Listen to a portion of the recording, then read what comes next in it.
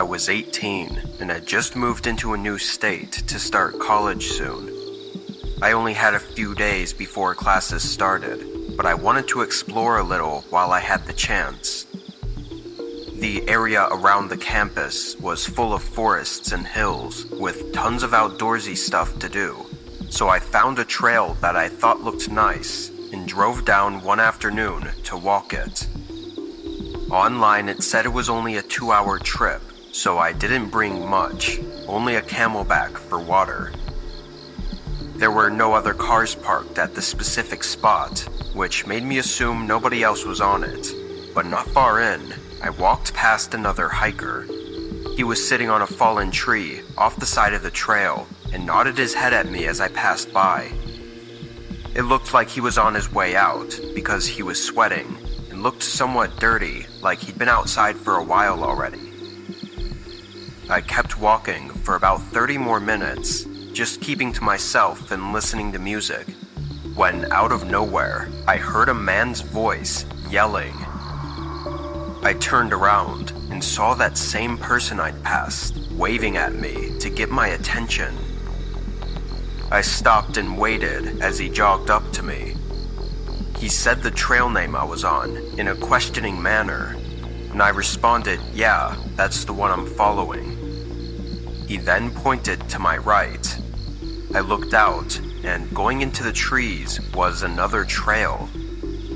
It looked pretty much identical, as neither trail was more than just some thin line of dirt. People tend to get lost in this section, going down the wrong way. I smiled and thanked him, but it definitely was a bit odd. He seemed nice enough though, and not meaning to be anything but helpful. And as I started walking down the trail he told me to, he continued along behind me. He explained that he's lived here for years and walks this path almost every day and hates to hear about new hikers getting lost out there. I guess it made sense to me at the time, and I kept up with the small talk, not really having any choice since he was right behind me. But after a few minutes, the conversation fizzled out, and we just walked in silence for a while, still right by each other, but just not talking. The trail went straight for a long time, and it was after a good 45 minutes that I realized how far we'd walked. Knowing it was only supposed to be a 2-hour trail, I thought by now it would have started looping around. While I was just starting to think about this, I stumbled over something. It was a rusty railroad track, half buried in the dirt. I was surprised and looked back up, seeing not too far away from the trail an abandoned mine. It was this small hole going into the hill, with 3 old wooden beams around the entrance and some railway tracks going into it.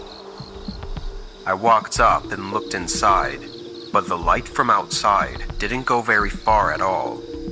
It was pitch black, with no way to know how far down it went. As I stood outside the entrance, the man came up behind me. I turned around and saw him standing just a couple feet from me, but his face was straight, and I don't know how to describe it, but he no longer had that harmless look. "Go in," he said in an eerily monotone voice that was nothing like how he was speaking before. It was demanding and terrifying. I took off running without hesitation. He tried to reach out and stop me, but once I got a few feet away, I didn't hear him chasing me. As I entered the trees, I looked back, and the man was gone. He must have went right into the abandoned mine. I ran all the way back to the first part of the trail, then got back to my car and left the forest.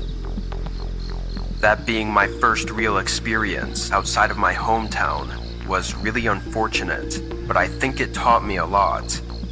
I blindly trusted a random person I just met, and it could have been the last thing I ever did. If I went into that mine, I don't think I would have ever left.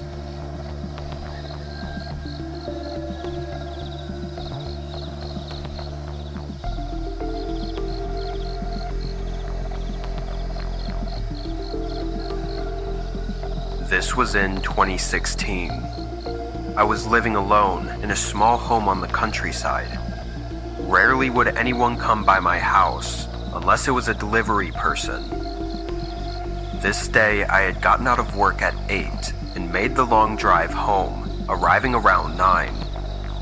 As I went down the dirt driveway and got up to my house though, a woman was standing at the front door. I was rightfully startled to see someone at my house so late in the day, and there wasn't even a car anywhere. I parked on the driveway and got out, cautiously looking around as I walked up to the front door. The woman looked like she was in her late 20s and had a large smile on her face, waving at me as I approached her. "What are you doing here?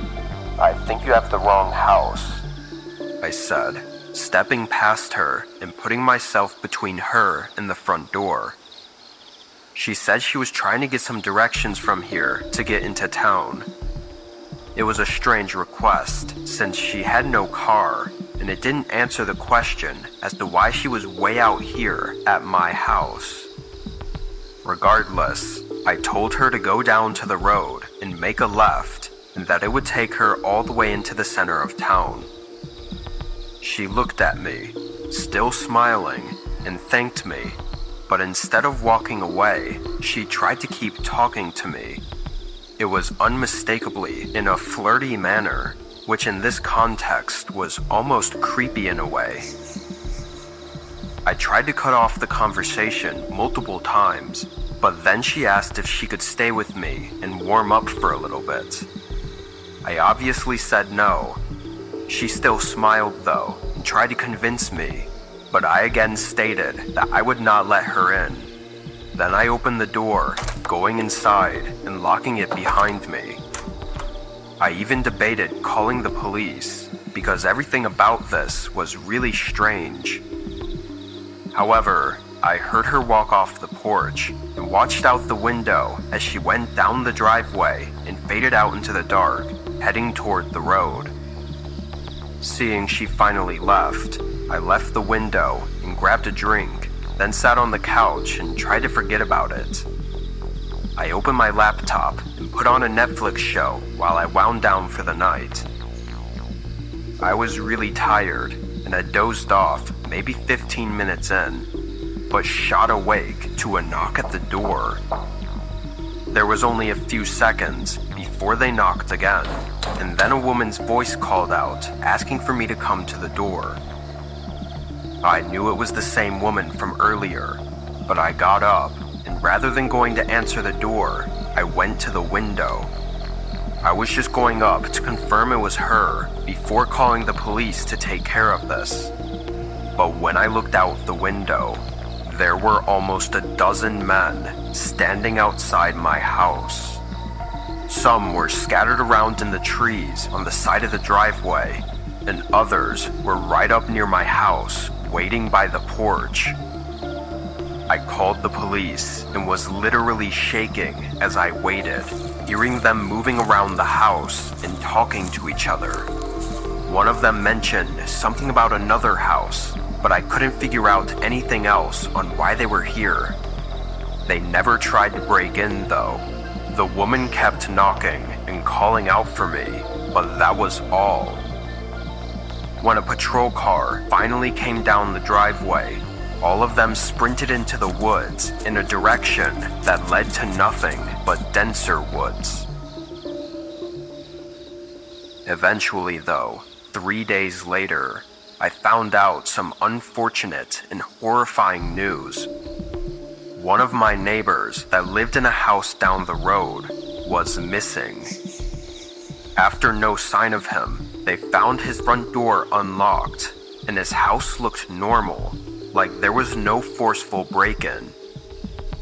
I think he may have fallen victim to exactly what happened to me, which makes my encounter with those people even more terrifying, knowing that I could have been missing right now, too.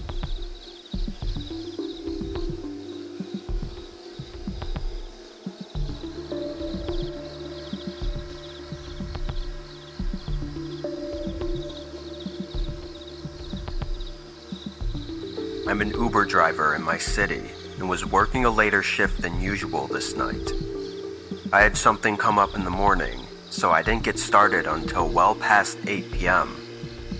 This was my first time ever working this late, so I didn't really know what to expect as far as how busy or not busy it was going to be. I got my answer pretty quick though, because by 11, I'd only done 4 drives. I was even thinking about switching over to Uber Eats for the night and seeing if I had better luck there. But then another pickup request came through. It was a 35-minute drive, which was good for me because it meant I'd get paid more. I accepted it and pulled into the pickup location. It was a train station a few minutes from me. I drove through the parking lot slowly, looking around for any signs of the person I was supposed to pick up. After making a full circle through the lot and still not seeing them, I parked and just waited. There wasn't a single car in the parking lot, and I don't even think any passenger trains were running at this time of night. I thought they might have even set the wrong location, but before I texted them, I saw a man coming up to my car. He had a dark sweatshirt on with a hood over his head, and aside from confirming the ride was for him, he didn't speak. I began the drive, and the man stayed quiet in the back seat, not even taking his phone out or anything. He just sat there, looking ahead. I didn't want to be that driver that always tried to make conversation, so I just drove and stayed quiet as well. While driving, a couple times I quickly glanced at him in the mirror. His eyes were staring directly back at me. This wasn't an uncommon occurrence when driving people around, but for some reason with this guy, it felt really unnerving. He didn't look away either. He stared at me until I looked away. After a pretty unsettling 35-minute drive, I finally got to the drop-off location. It wasn't an address. It was a specific location that the man had pinpointed on the map. This specific location was at the end of an open field that was covered in dense fog. I looked back in the mirror, seeing the guy staying in the car and not moving. Get out. Not sure if I heard him right, I turned my body and looked at him. He looked me in the eyes with a terrifying stare and said it again. Get out. I felt my body tense up, and before I could think of what to do, I saw from the corner of my eye multiple other guys running up to my car. There were 2 or 3 of them, all holding bats or knives, and wearing dark hoodies that covered their faces. They swarmed my car just as I put it in drive, but they were able to get the 2 back doors open and tried to jump in. The man inside the car was yelling at me and trying to reach over and open my door, probably to push me out. As I started gaining some speed though, and getting away from the group, the man inside fell into the back seat again, and then jumped out onto the road. All the men disappeared into the fog right after that. I kept going, pulling into a gas station a few miles down the road. Both of the back doors were still open and swinging around, and there were dents all over my car that I think they did while I was driving off. An officer met me at the gas station to take my report, and another went to the field it happened at, but the whole group was nowhere to be found. They did find a phone on the road though, which was the one used to book the Uber. It probably fell out of the guy's pocket when he jumped from my car, but it turned out to be a phone that was reported stolen not even an hour before I picked up the guy. This seemed to all be an elaborate plan to rob a bunch of people, including me. Though it's hard to assume they would have just let me go with no harm done and let me contact the police right away. They probably would have done something to ensure they had the time to get away in my car without getting caught. I don't know what would have happened, but I know I barely got away that night.